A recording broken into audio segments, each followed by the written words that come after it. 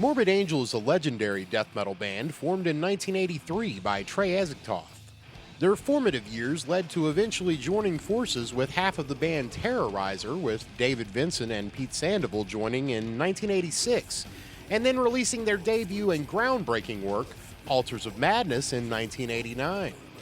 After this, they released the classics Blessed Are the Sick in 1991 and Covenant in 1993, which is the best-selling death metal album of all time in the United States, according to SoundScan, with approximately 125 to 150,000 units sold since its release.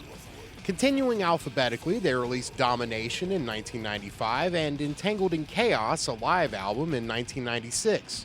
This would be the last album to feature David Vincent, the singer and bassist fans had come to know for the next 15 years, when they released the Saint Anger of death metal, Illa Divinum Insanus. After Entangled in Chaos, David Vincent left the band, and in 1997, Morbid Angel recruited former Ceremony and Merciless Onslaught bassist and vocalist Steve Tucker to fill the void. In that same year, they set out to record the album they were working on, Formula's Fatal to the Flesh, which is a devastating and barbaric slab of death metal, the band totally shrugging off any aspirations of mainstream success they had with their former major label and barreling headlong back into the underground with this savage opus. The album was written by Trey alone, according to interviews with the band, with Ezektoth writing the lyrics and even the vocal phrasing or patterning of the lyrics within the songs. If you've ever desired, like myself, to look like an absolute insane person and tried to sing along to formulas in your car, you know that these vocal patterns created by Trey are, while badass, incredibly hard to pull off, and will leave you gasping for air. This alone garners Steve a hell of a lot of respect in my eyes, although Steve Tucker is a physically intimidating dude, which is key, especially when he is barking Sumerian at you while a strobe light and Pete Sandoval blast beat melt your insides.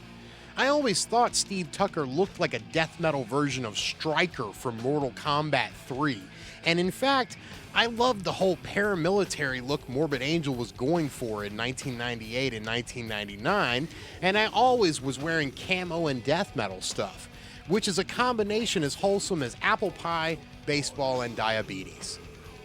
I first saw Morbid Angel in this Steve Tucker era. In fact, it was the first show I ever saw, so I am particularly fond of formulas for a multitude of reasons. I loved the imagery.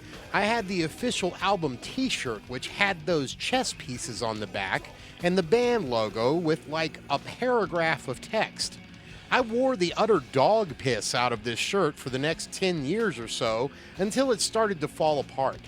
A few years after this album was released, I started reading the Earth Chronicles series by Zechariah Sitchin solely based on the lyrics to formulas, and because Ancient Aliens are just cool despite terrible History Channel shows or the popular internet memes derived thereof. After this, Morbid Angel kicked it into high gear and put out what many consider to be their classic album of the Steve Tucker era, Gateways to Annihilation. With a much better production and supporting tour for Pantera logged in 2001, things were most definitely looking up for the band. Gateways is an absolute classic, if even it is a bit more mid-tempo than the fury of Formula's Fatal to the Flesh. The whole album has an unparalleled atmosphere. I myself grew up in the swamp, so the intro to the album speaks to my soul in a way no other death metal album intro really had before. The long intro to the opener Summoning Redemption is one of the best pieces of Florida death metal ever to exist. The whole album is filled with solid riffs, not perhaps with gear shifts of such drastic tempos this time around, but a more focused and, dare I say, song-based approach. This album is a no-skip album for me, and the tracks I and Ageless Still I Am are two of my favorite Morbid Angel songs ever. What was really cool about Morbid Angel in this time period was that they had already achieved some modicum of mainstream success. I mean, who doesn't remember Bow to Me Faithfully from Beavis and Butthead? So they could afford to slum it at little clubs all around the country while still going on tour with Slayer and Pantera. It was on one of those little excursions that Morbid Angel stopped by my hometown club, Twisters, in Richmond, Virginia, on June 17, 2001, and I was fortunate enough to be the drummer for the opening band that evening. As I had previously said, Morbid Angel was the first death metal show I ever saw, and now I was going to get to open for them, which was like a dream come true. It was awesome, and the only slight drawback is that Steve Tucker had left the band earlier that year and had been replaced by the since deceased Jared Anderson, formerly of Hate Eternal. While Anderson did a really good job and it was still Morbid Angel, I really wanted to meet Steve Tucker and shake his hand that evening. A few years later, in 2003, Morbid Angel had booted Jared Anderson and Steve Tucker had rejoined the band for the recording of Heretic. This album was unfortunately plagued by a smaller recording budget, essentially forcing the band's hand to, quote, record it themselves at Diet of Worms Studios instead of Morris Sound, where all of their albums besides Formulas Fatal to the Flesh had been recorded so far.